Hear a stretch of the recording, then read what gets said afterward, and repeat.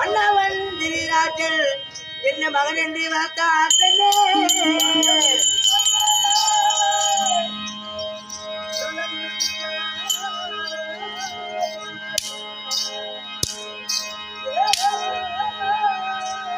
அடி தந்தால் வந்தாரே என்று அவன் தார்வழி பொறுக்கை கோத்து அண்ணவன் செய்த நன்றி மறப்பேனோ பிறவியா.